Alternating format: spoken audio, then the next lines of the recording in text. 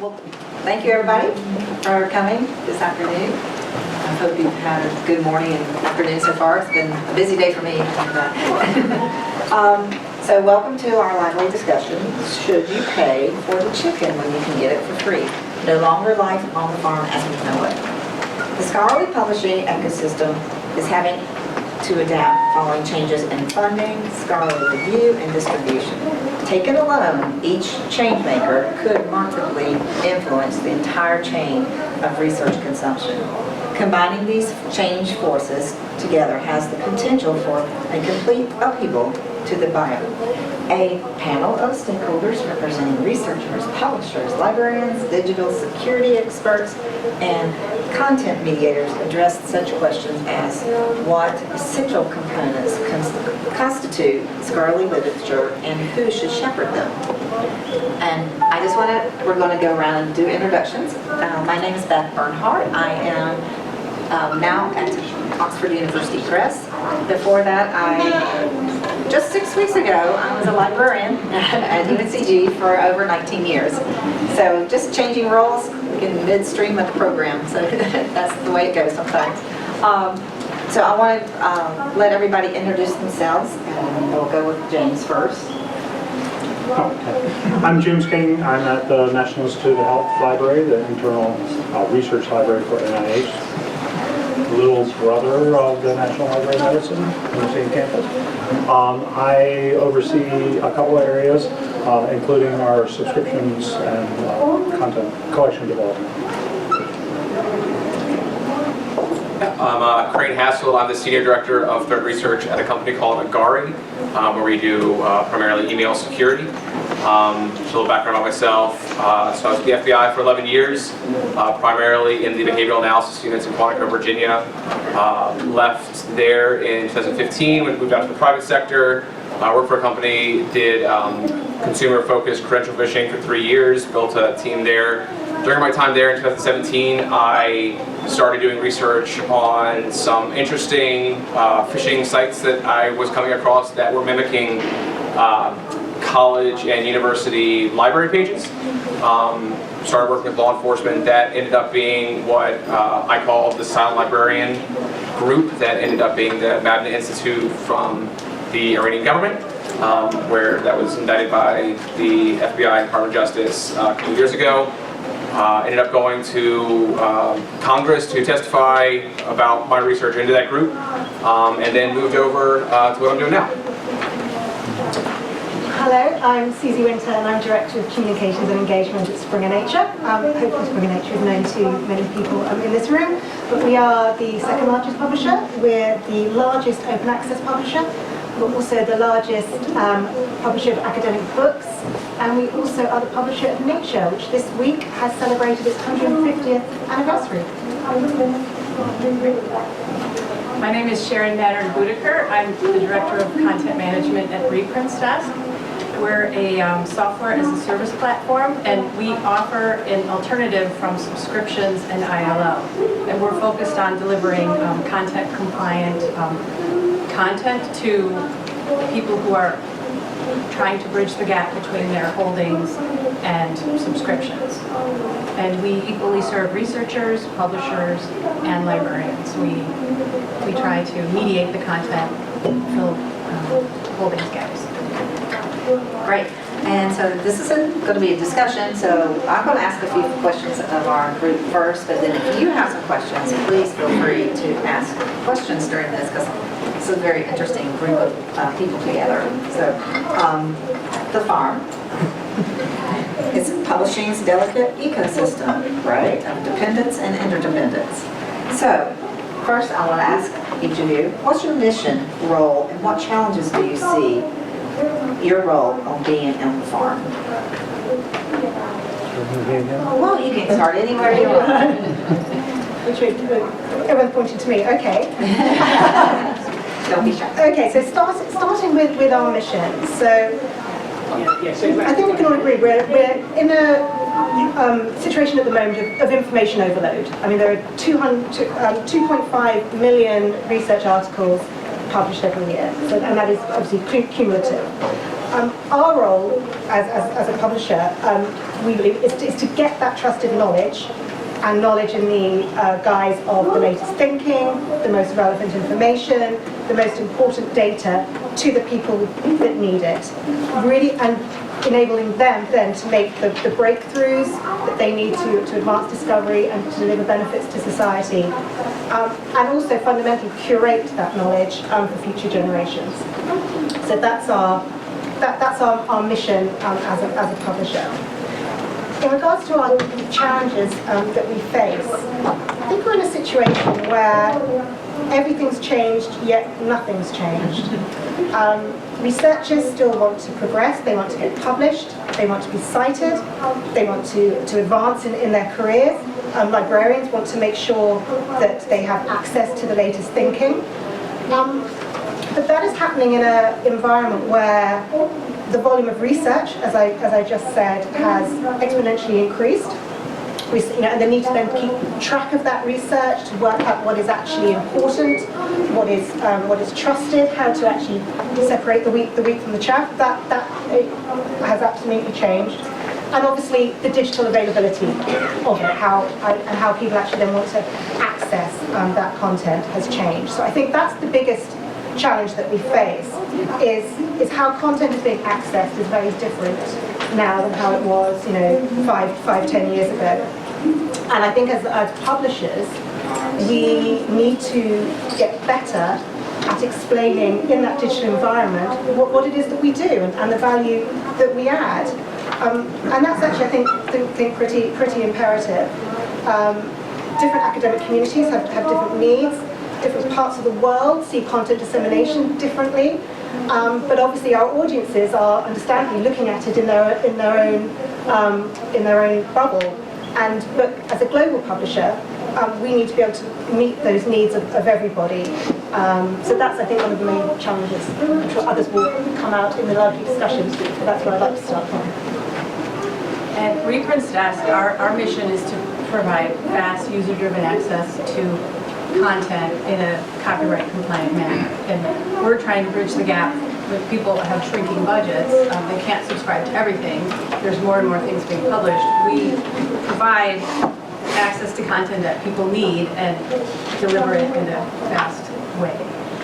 The challenge that we face is a lot of times people don't realize, if they use content that hasn't been paid for, it hurts the entire ecosystem. Some people don't understand in some of these content sharing networks that it actually, in the end, even though it's faster and easier to get it from a platform that doesn't adhere to all the rules that we're all adhering to, it actually hurts everyone in the end. So our challenges are lack of education for some of the people who want the content, and being able to deliver it to the researcher to get what they want, and also manage our publisher relationships as well.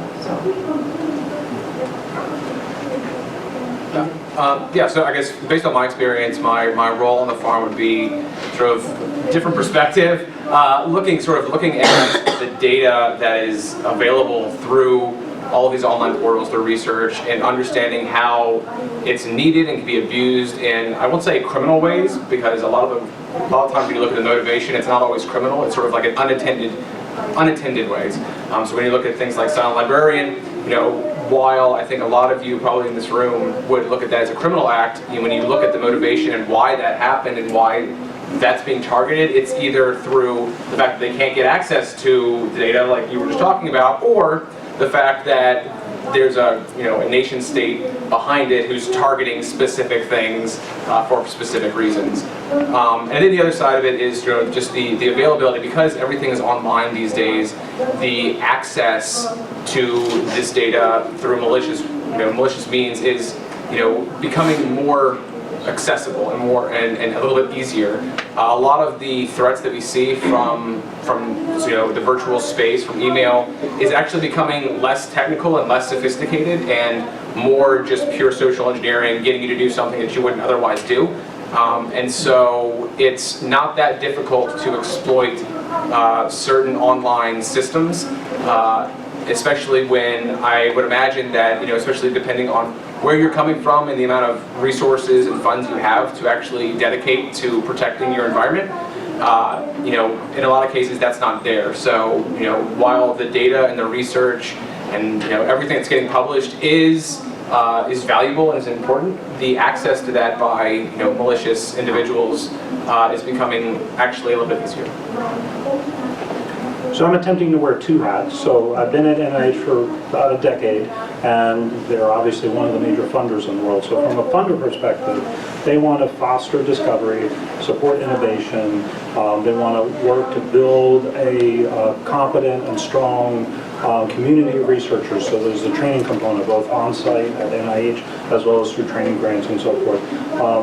But there is a ROI. They've got to review. The NIH library, we support the intramural researchers, but we also support the program officers, the people that are making the grant decisions. So they need to be able to support both sides of the house. And they need to make sure they're getting an ROI. They're not just throwing out money as an economic benefit for the different states. They need to show return. And the long-term return is finding cures, finding markers, and so forth. So they need to constantly evaluate, and with more and more data available, they're turning more to data mining and data analysis, genomic evaluation, genomic mining, and so forth. From the library specifically, we exist to support the needs of that community in which we serve and continue to evolve with it. So we've done that by creating new services and adjusting services as needed and trying to stay in touch with our customers as much as possible. In terms of challenges, we're the federal government. There's a declining purchasing power and real declines in research funding across the base, across the entire industry. NIH has been fortunate that for the most part there have been some increases, but it hasn't kept pace with inflation. Globalization of research, is exciting, but it also makes it harder. You can't follow the old paths of finding the experts in certain areas. You can't simply go to a conference and find the best person in a particular area. You need to mine and do things to find profiles of different people so you can bring them in and encourage their research or get them onto review committees and so forth. So that's a challenge. For the library, the challenge is the rising costs of subscriptions with declining support, and has put strain on many organizations, resulting in cuts to services and an increased focus on OA as a potential solution. All right, well then, we've addressed some of the challenges. How about, what do you see as the main threat to achieving your mission? Well, I think one of the purposes, I think James alluded to, one of the challenges that we've got as publishers is sites like SciHub, private sites. They are providing access to content that they've provided no investment into, either from other people on the farm have all got a stake in that investment, and SciHub doesn't. It's interested in providing access to existing stock, but it's got no role or responsibility for developing new stock. We're talking about chickens and farms. can be farm stock. And that absolutely is a threat. But what I think we all have to acknowledge is, as with, I think, the likes of Napster and the pirate music and film sites, it's developed to fill a hole. And it is beholden, I think, on all of us to fill that hole with a better product. And that's how the music and the film industry, where I used to work for a number of years, filled that gap. They actually just created a better product, more user-friendly, more user-adaptable, etc., than Napster and those sites that were illegal at the time. So we need that product. It needs to support and add to the research ecosystem rather than leech off it, as sites like SciHub do. They need to take so we really need to take that responsibility for that. And I think I'm talking about threats, but actually how we're meeting some of those threats. So at Springer Nature, what we've been doing is working with other organisations such as ResearchGate, to actually, make sure that our content is accessible via other platforms and other means. Actually, where researchers are, we need to be making sure that our research can be published, can be accessible as easily off campus as it is on campus. We've developed services such as Shared It, which are enabling subscription content to be easily shared by authors as well. So we're looking at a whole range of different ways in which we can meet that threat with better services, better products, and more investment. And our biggest threat is also illicit use, because illicit use of content yields publishers in some ways to provide or to create higher hurdles to market. So then we have difficulty getting at the content to supply it to end users, even though we have licenses with all the major publishers and numerous smaller publishers. But the whole illegal use of content creates a general distrust in the farm, and it makes it harder for us to be able to do our business. I don't know, if anyone in the room has any thoughts on what do you think? Why does Sci-Hub do what they do? I mean, what's in it for them, really? Sorry if anyone else wanted to chime in. But so from my, I have an interesting sort of perspective on this, because I've sort of seen both why Sci-Hub is useful, but also why a group like Silent Librarian and the Iranians are essentially using those attacks because they're overcoming sanctions that have restricted their availability to this research that's required for the university students in Iran. They need access to it, and so in order to do it, they can't directly access it. So now they're buying from secondary actors who have used these attacks to get the credentials for specific journals and other libraries, university libraries. But when you mentioned Napster, so you look at sort of the chain of events that's happened in the past 20 years. You had Napster around the turn of the 2000s, right? They gave way once all that was done. That gave way to iTunes. Right? iTunes was essentially the way that music was distributed. Even though CDs were still around, everything was moving to digital. And now iTunes, where you could buy something individually or you could buy an album, that has given way to streaming services like Apple Music and Spotify. And that is essentially the distribution model that all online content is moving to. Netflix is the exact same way. Audible is the exact same way for audiobooks. And that's where everything's going from a business model perspective because of availability. From a publishing perspective, the way I see it is that all of that is still stuck in the late 90s. It's still single use, single article, unless you're you're a student at a university where you can get access to it because there are agreements.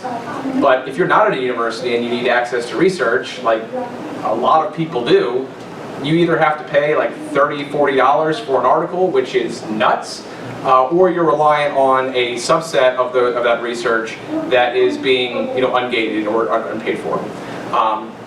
So the accessibility is absolutely one thing, just general accessibility, but also what you were talking about as far as being able to get the users who are supposed to get access to the data, make that easier. That's actually what groups like Silent Librarian are actually exploiting. So they're exploiting Easy Proxy.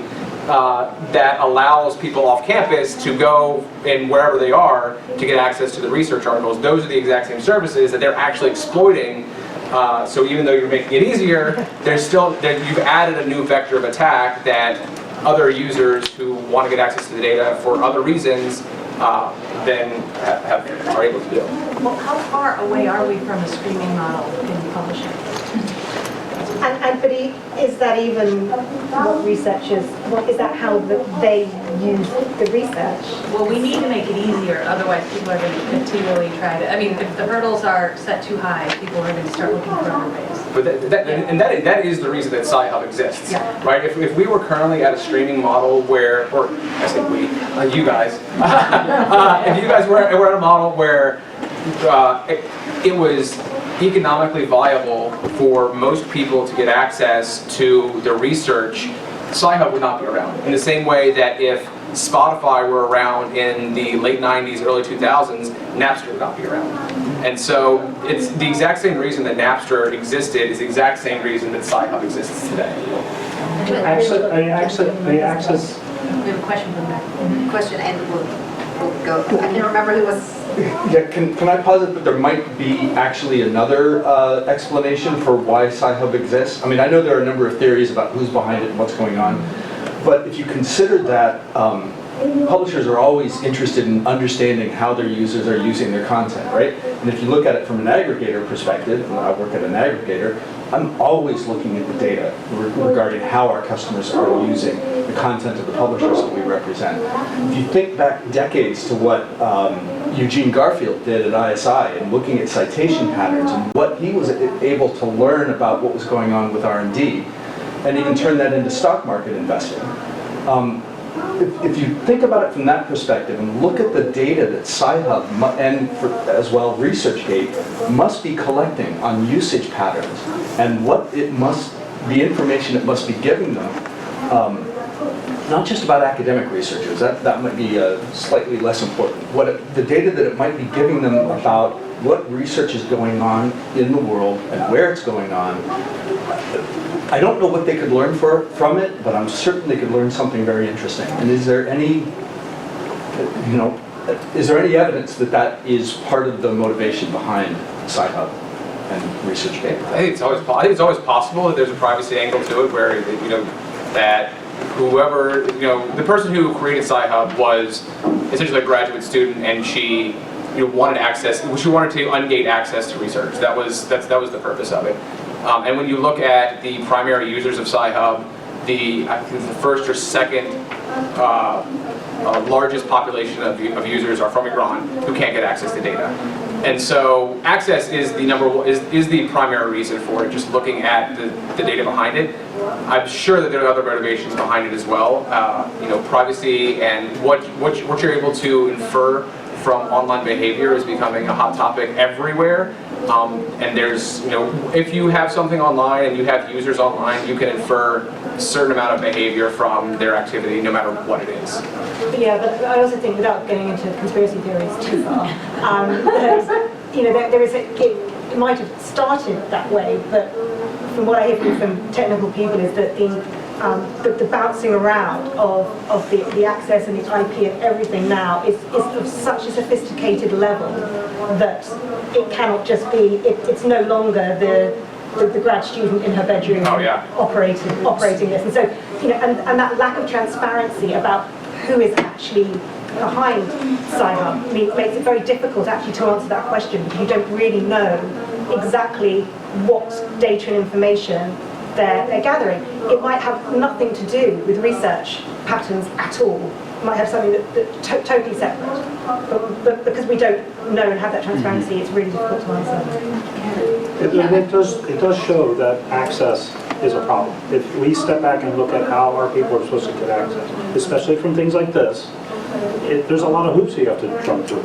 Or you just couldn't sign up and do it. Now, I can't do it because it's blocked at NIH, and probably a lot of federal agencies.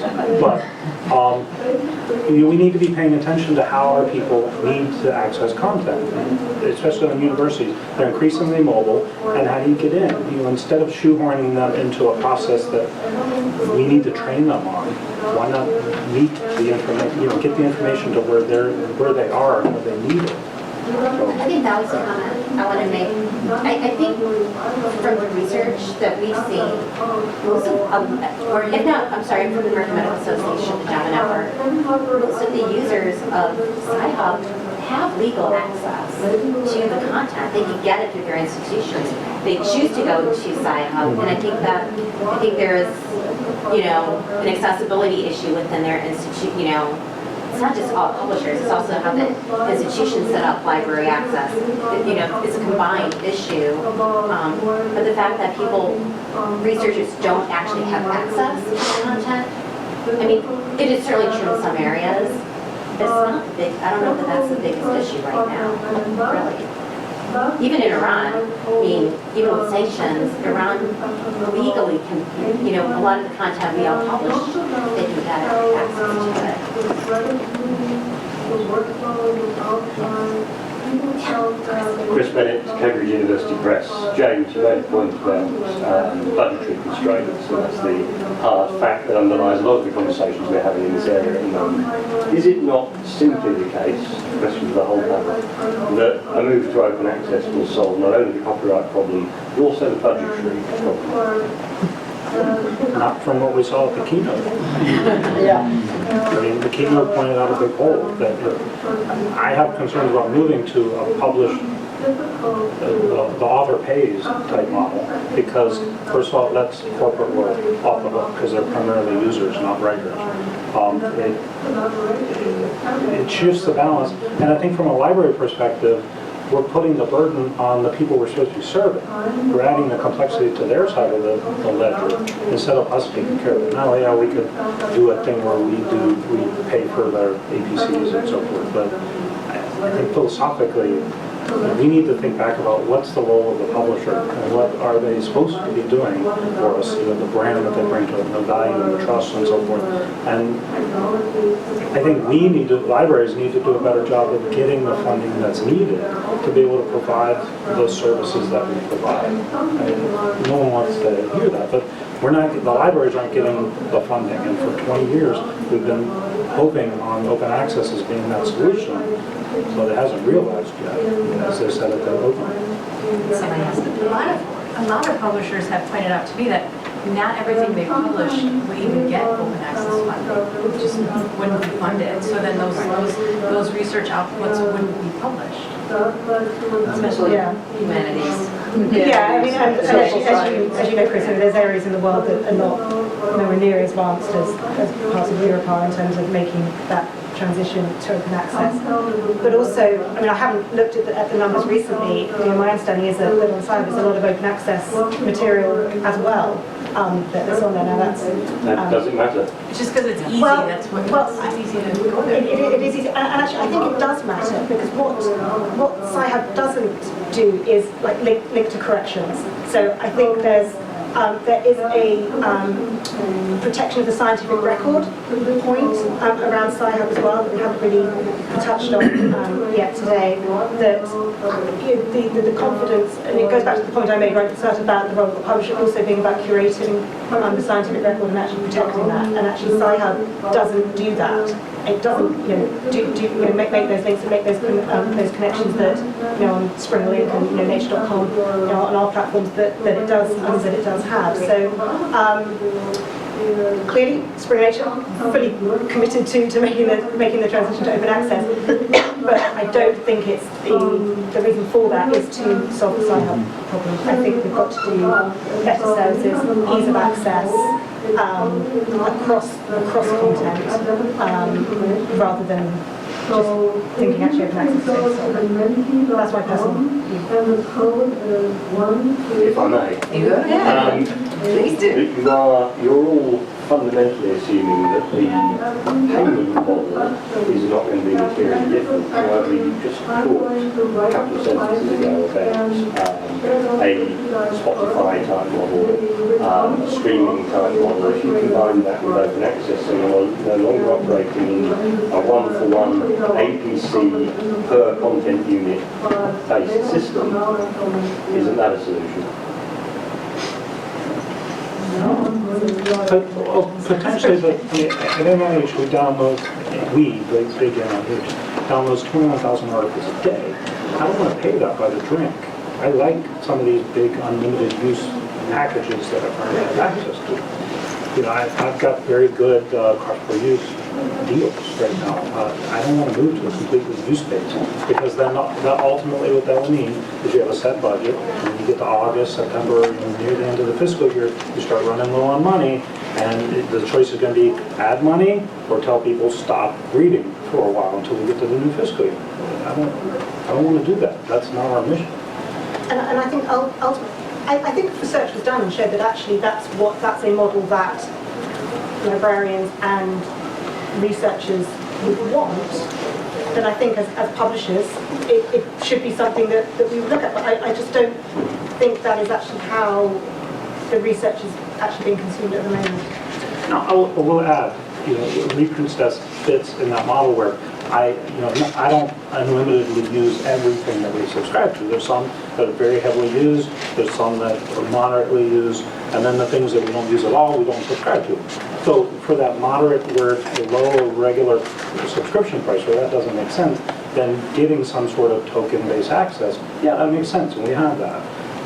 I just don't want a single solution for every part of the stack. I think one of the stakeholders we are forgetting now is the users. Whatever we do as a librarian or publisher, who will code the game is the users.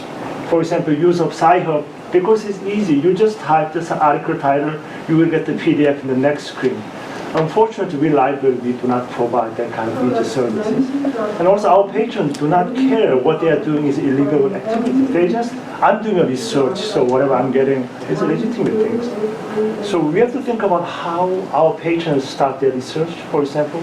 I think most of people go to Sci-Hub once they knew what they are looking for. So then, when they are looking for a certain topic, they might go to, we hope that they are coming to the library, but they go to the Google, and then they will find some sources. So if we can find a way to bring them back from Google to the library resources we paid for, if there's any tool or any things can make that direction, instead of sending them to Sci-Hub, that might help all of us, including our users. And I will tell you, researchers don't even care. They don't know what the access is. They don't know. They don't want to bother with it unless it's right when they're getting ready to do their publishing. There was an article, probably a month ago, saying a lot of researchers didn't even know the language, the logo, all the stuff we talk about freely. They don't understand it. They're like, just get me published. I don't care. Just get me published. I would actually, so what you're saying about Sci-Hub and the users that go to Sci-Hub, don't think anything about that is illegal. I would 100% agree with you on that. I would bet that most people that go to Sci-Hub think it's just a site that has research content. Mm-hmm. Or even they, not only the Sci-Hub, but there's what they call the ICANN has PDF on Twitter hashtag. Yeah. But we know who is asking what and who provide what, but they do not care. Yeah. And the other thing that I see a lot of, I deal with folks from, at the Donald Danforth Plant Science Center in St. Louis. We have an enormous population of visiting scholars. So one of the things I see is, and I see this more from our Americans and our Europeans, is anger at publishers. I edit for you. I do all this work for you. We maintain the ecosystem for you. And you turn around and you charge our institutions a fortune to let us read what the guy down the hall has been doing. They're angry and they figure basically publishers deserve to get shafted at this point. I guess I see a lot of it. They don't feel like they've been treated fairly, so their thought is, well, what's my obligation to treat you fairly? And I know that educating librarians even that what publishers do, not just getting libraries to understand the importance of a publisher, but also if librarians don't understand it, their users aren't going to understand it. But I guarantee a good way to learn that is I was in charge of starting the open journal system at UNCG, and let's create a journal. That sounds easy, right? Yeah. You have to have copyright, copy editing, and all these things that are important that the publishers provide, and people don't think, and then they get into it and they're like, this is taking a lot of time. I don't have this time in my schedule. So I think trying to tell those stories a little bit better, maybe educate them. I would underscore that. I was, although I'm in the content space right now with Reprincess, I was at a publisher for 18 years, and I joined the industry right when the top blew off of everything online, and publishers were, the only content we originally distributed metadata to we sent to the NIH. And then there became all these other content mediated sites, and people wanting to have the full text off of the publisher site, and once we had to figure out, okay, how many formats do we need to produce this in? We used to just produce in print, send it to the library put it on the shelf, and we didn't even care if they read it, really. It was, the purchase was over. And then once things were being read online, we had to, you know, create PDF, HTML, SGML header files, and then XML, and then when ebooks came along, you had to do EPUB and all these different formats so that it was even accessible to your end users. And then came renewal time, the publisher, we would have to prove that was actually being read online, otherwise the library wouldn't renew. So then came the whole counter statistics to show, you know, the standardized usage so that the libraries could see what was being read and they could normalize all of the statistical usage to decide how the renewals would work. So it became, even though a lot of people think, oh, it's cheaper to go online, you just throw it up on the web and there it is. Publishers have to produce it in so many different formats and then distribute it to all these other different entities so that it can even be discoverable. And now with AI and all the different semantics involved, matrix, dimensions, you know, orchids, you know, all that stuff has to be managed off of a platform, so it's more expensive. And having said that, we all have access to so much more than we used to. So everybody's doing a bang-up job of really getting it done, but it is more expensive. And then if you add another layer of security onto that, you know, it's just, I couldn't have put it better myself.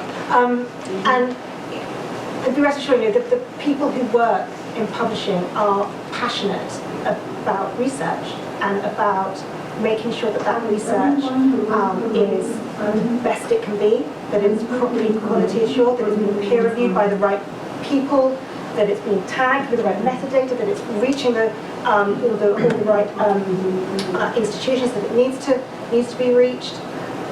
And they're absolutely passionate about it. That's what gets them to work every single day. I mean, but just to take Nature, I know it's not a common example, but 100 people work directly on Nature, on that one journal. That's a cost to have that 100 people producing that amazing journal week after week after week for 150 years. But don't mistake me, I don't think it. I'm just Right. saying. And the education of it has got to be there But it's something that, you know, it's why I mentioned it right at the start about the challenge that we face is that we, and actually, in a previous life I worked across sort of different types of publishers as well. I think it's something common to all publishers actually, that publishers generally have stood behind the author, whether it's a fictional author or whether it's an academic author. We've stood behind because we want it to be about the piece of research and about the author and not really about us. And so we haven't been at the forefront talking about what we do. And I think that the digital world has meant that we've allowed some quite damaging misperceptions to take root, which is, oh, it's easy and it's cheap and it's free and you just put it online. And therefore actually things like Sci-Hub don't really matter. But they do because of all the other things that go into producing those articles. one thing I think we really need to focus on is what you said, that making it easier. You know, if we can make access easier, then users wouldn't be driven to the arms of Sci-Hub or other platforms where things are shared when they shouldn't be necessarily shared in that manner. At Reprocess, we're working on something right now. It's in a prototype phase, but it would appear directly after the Google search results, showing you open access iterations of the content that were acquired via unpaywalled, so there's legitimate open access version, direct link to the publisher, or a link out to Reprints Desk to show various purchase options, whether it's a rental or document delivery. So we're trying to get at the user where, right after they do the search results, to say, these are all your options. You can go away for this piece of content, you can go to the publisher's site, and the user might know, oh gosh, I do have a subscription. If it's not away, I'll go right there.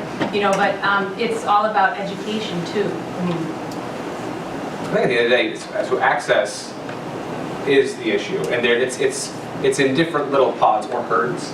simplified overview of government farm. Can we also just thank James for the photograph? Essentially, you have users who do not have access, who need access. You have users that have access but need to get access to it easier through different locations, and that's through like offsite. And then you have users who have access, just getting to the research in an easier way through searches is difficult, so they're going to something that's more efficient. All of that has to do with access. And I'd be interested, has any publisher done a survey of users to see what they think about using the services? Yes. And what is the response been to that? Overwhelmingly, they are going onto our platforms for a very short period of time. They're accessing the content they need quite often. So it's a bit in user behavior. They go get what they need.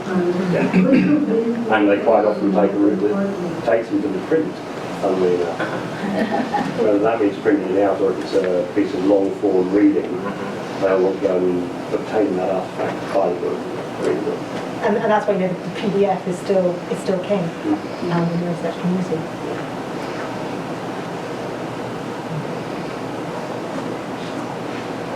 What do the librarians think? How many librarians are in here? What's our role?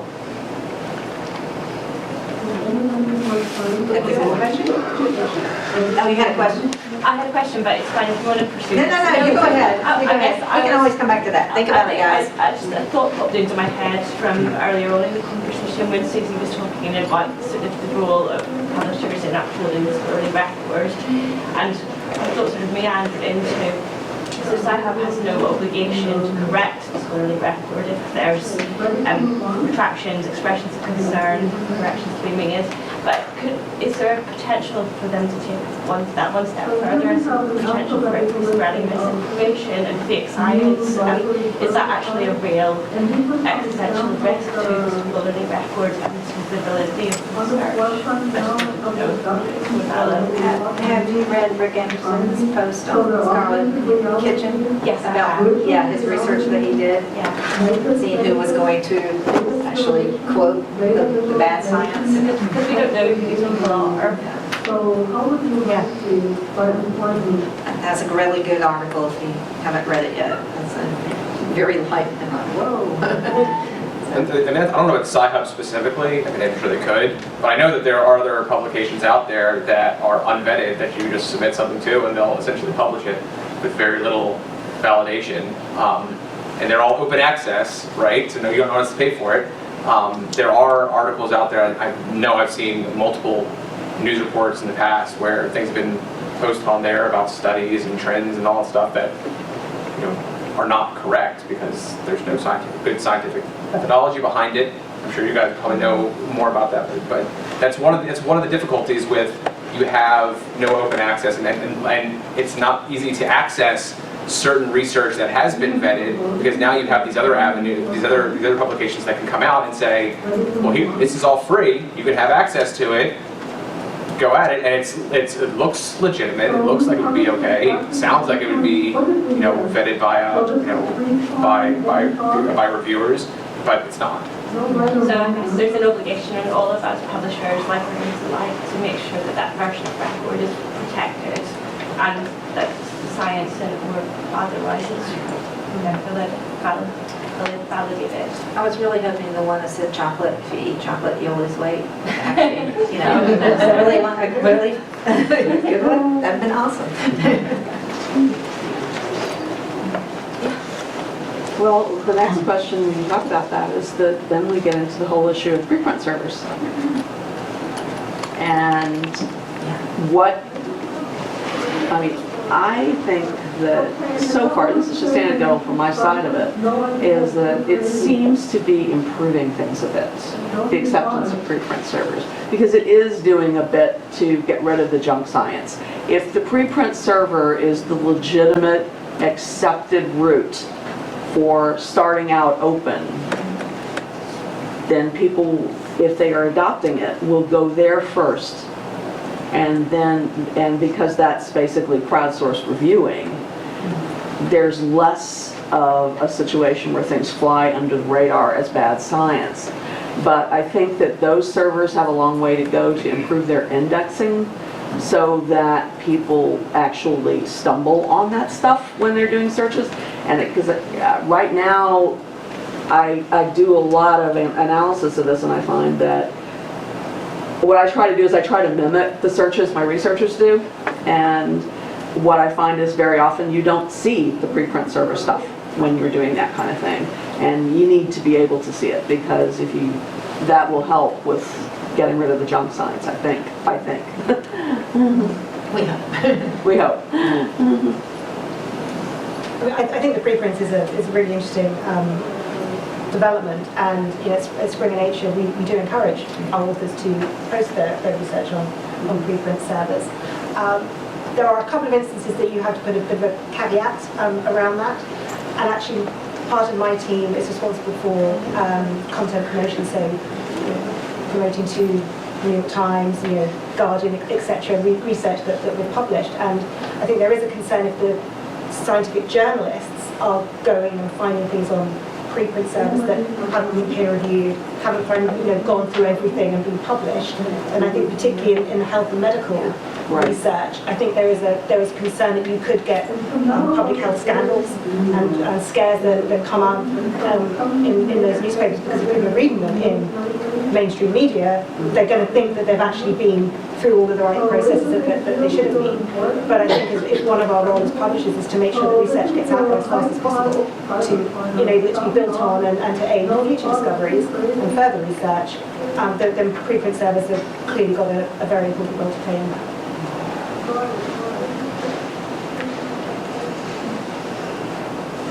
Sorry. So you asked earlier about what librarians can do. Thinking about Sci-Hub, I was always thinking the graduate student who started that, her motivation was because she needed an article, her library doesn't have it, there's no way that she can get it. My background is interlibrary loan. If her library has good interlibrary loan services, she would get it through the interlibrary loan, and Sci-Hub may never start it. So, but that's my joking anyway. So I think librarians, we can really educate our the patrons, and just give them an idea that what you're doing is not kosher, this is illegal, and also providing good services so that I don't know how long they can wait. Like, instance, illegal access versus maybe 5-minute waiting time and then get a legitimate access. So we have to think about how can we provide better service and educate them as well at the same time. Definitely. Where I was, Rapid ILL was being used, reprints desk, just whatever we could possibly do to get that article So, as fast. in a way, managing all those electronic contents for the publishers or even maybe for the librarians is like handling wet soap. If you grab too loose, it will escape from your hands, or if you grab too hard, you squeeze, you break the soap. So what about the liquid soap? With a pump, is there any way you can provide this liquid soap that when they need, they push and they can get? So maybe you have to think about different way of providing the content as well. When you think about it, business models evolve constantly, and the products that we use and the way that we use them evolve constantly.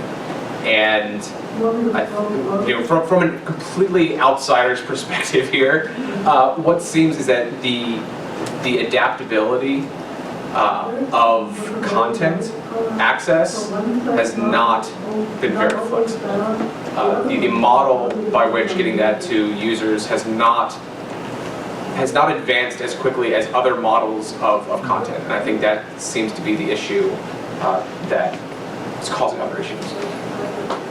That's where we've been looking at things like SAML, Shibboleth, RA21, now called seamless access and so forth. That has the promise of really streamlining access, so you're not logging in to each publisher site, you're not logging in necessarily into your university easy proxy server, makes it more secure, gives more granular reporting. Unfortunately, a lot of librarians are skeptical because there's a lack of trust between the publisher community and the library community.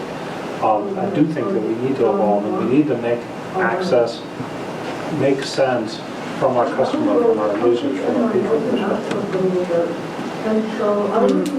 I'm wondering, so I'm a librarian at Syracuse University, and I do a lot of work with graduate students. So, and one of the big things is educating them about different publishing models and open access. And so I'm wondering what the publishers and societies are doing from the perspective of graduate students and postdocs, and really trying to hit that audience and educate people about things like, again, how you actually create a good journal and a good publication and copyright. And because I think that libraries are attempting to do that, and I see some organizations really pushing, I guess, the outreach to the graduate students, and then others you don't hear as much. So I'm curious to hear that angle, because I think educating our up and coming researchers is really important in a way that it's going to shape this going forward.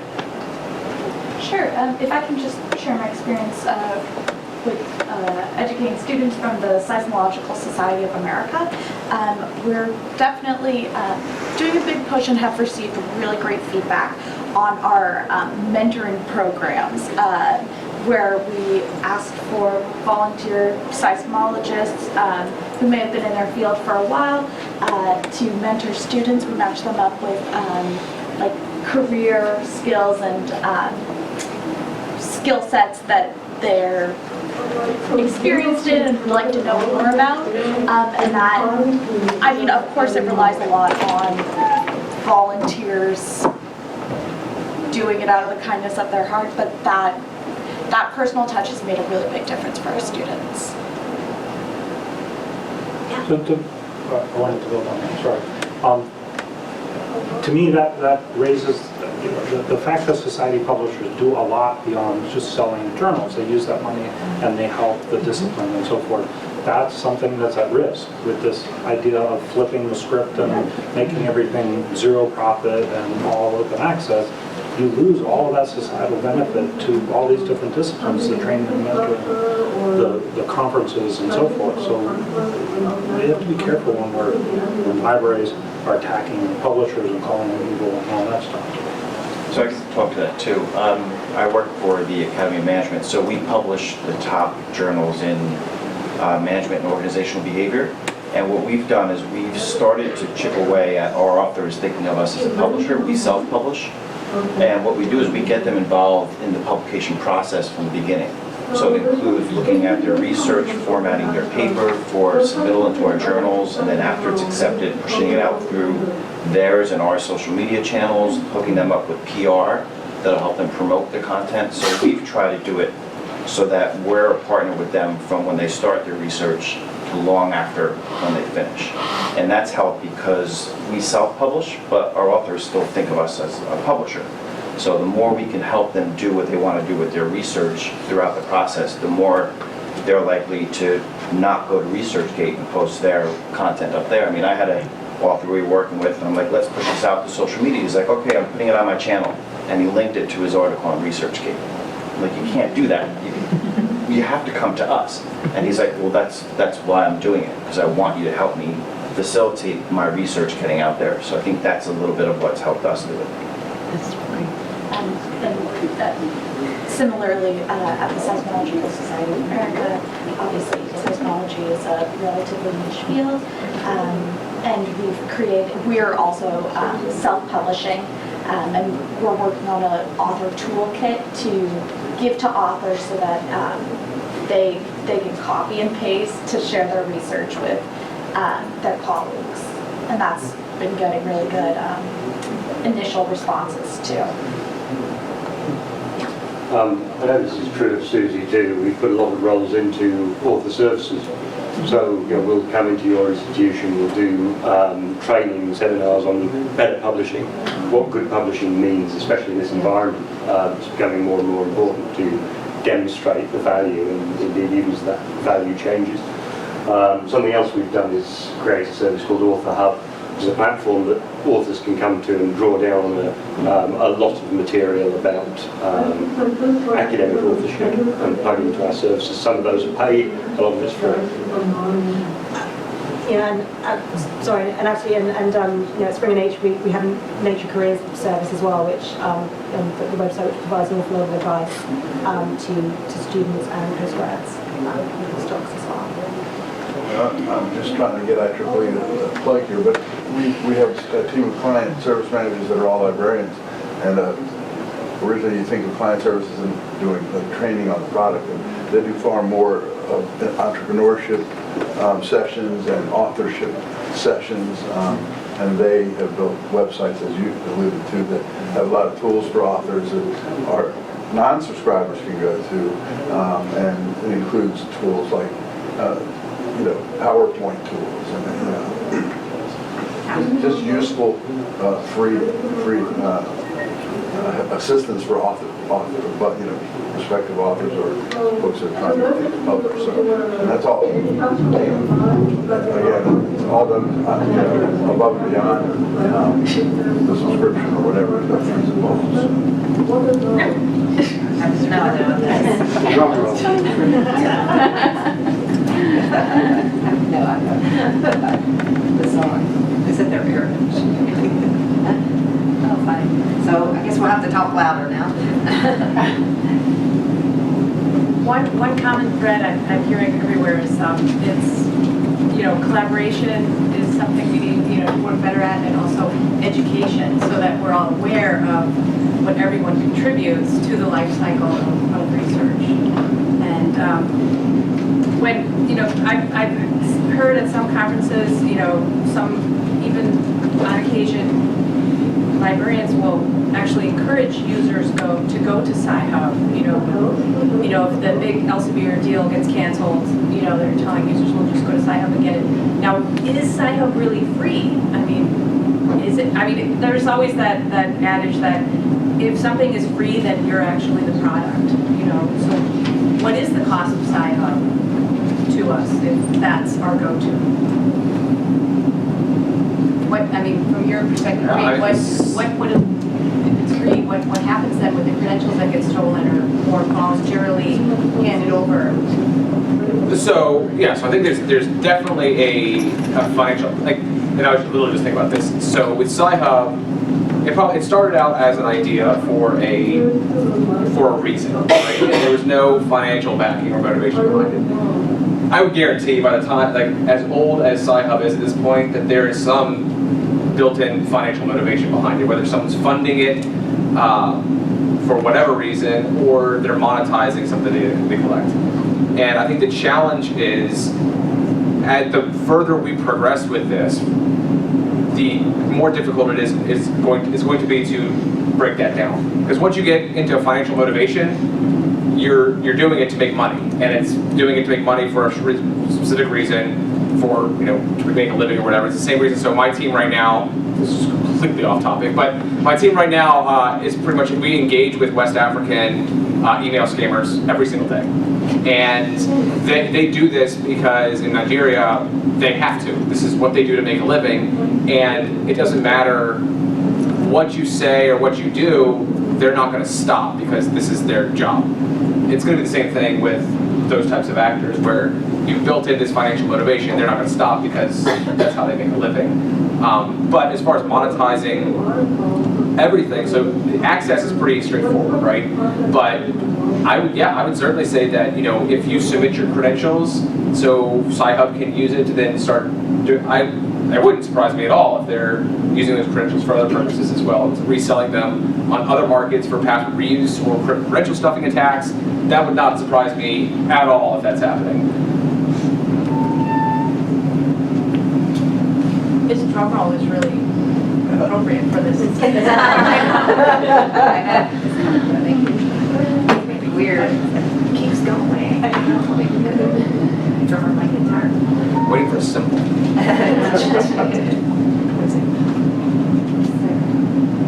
We're about an hour in. Yeah. Anybody want to have any other comments or questions? I got one. This is anecdotal, but it's funny, and it's sad at the same time.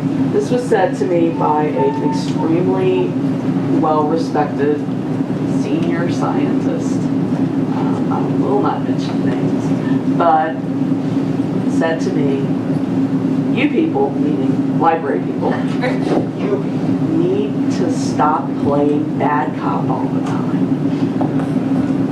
And this is because when we get suggestions that promote illegality, we have a tendency to say, well, I can't stop you from doing that, but you do know that's illegal. They don't want to hear it.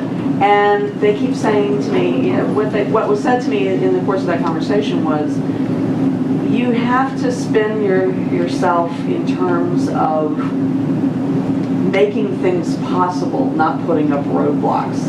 Otherwise, we're going to avoid you. And it was an interesting point of view.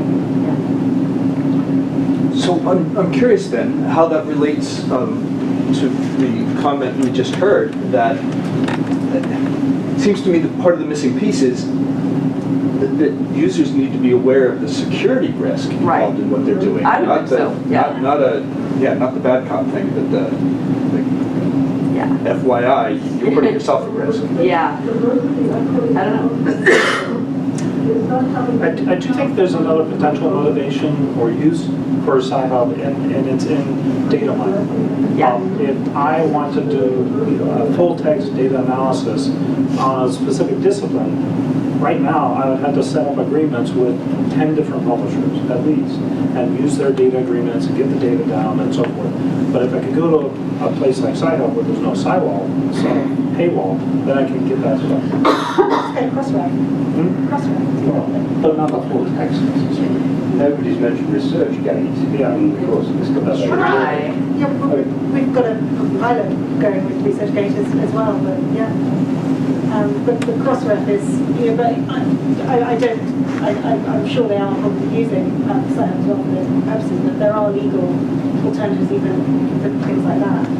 Which is one of the things someone brought it up earlier in our conversation, the whole data mining aspect of why they use Sci-Hub, ironically, to prevent that on behalf of publishers. And I'm still very concerned though about even using Sci-Hub for text and data mining purposes, the confidence in those search results coming back, if it's not the accurate version, hasn't got all the links to corrections, retractions, etc. And I suppose it links to those points as well. So it's not just the security data part of what was being done with your data, but actually, can you have proper confidence in the research that you're using from Sci-Hub in order to conduct your own research? I would put a massive question mark against that.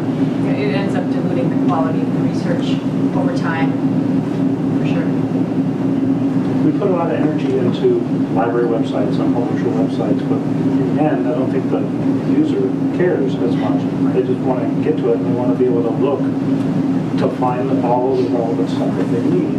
And that will apply as we move into data mining and really doing more with supplementary data and so forth. So how do we make it easier? We look to places that organizations that can cut across, like Crossref or Clarivate or Reprint Desk or something, to be able to handle that broad view. When you provide the IMS partnership with a research-based corporation, do you get any usage statistics from them that would help us assess how large the percentage of traffic is that goes to ResearchGate? We are obviously, I think, working with ResearchGate on that. I haven't got anything that I can share on that, but that is part of the pilot. Just, when one of my scholars says we are blocking their, researches, I would say we are not roadblocks, but we are trying to, in a way, we know better about the scholarly communications. So maybe this person is specialist in anthropology or biology, but we are the specialist of the scholarly communications. We know the environment, and we try to provide a guidance so that our environment became more sustainable. Not just, even though it looks like blocking it, but we are trying to create a sustainable environment which will benefit that scholar as well.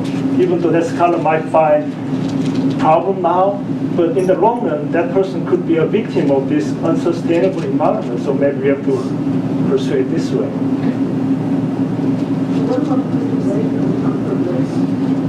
Other comments? So, hi, Sarah Francis Eltrevere.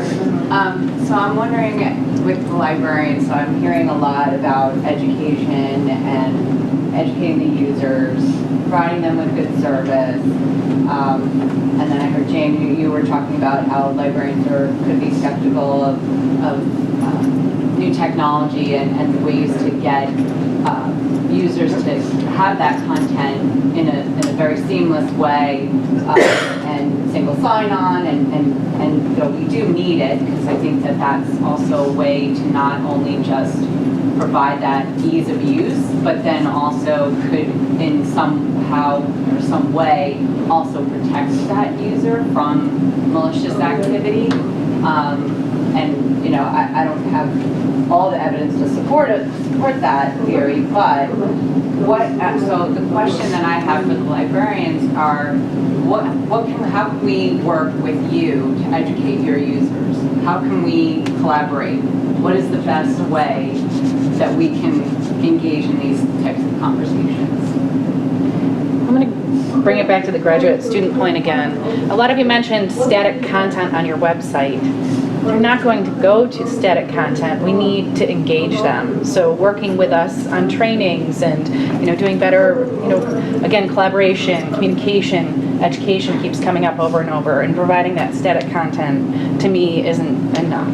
I loved your example about how you really engage them in the process, like the graduate students, and bring the librarians in on that, because we're also up against the barrier that you mentioned. Librarians are championing scholarly communications. Faculty and researchers don't necessarily associate us with that. This is a changing research workflow, so we might not be there yet. So we need you to let them know that as well and help shape that generation that's coming up, I think. Make them know that there's partners on both sides. Yes. Librarians and publishers to help them get through the process. Right.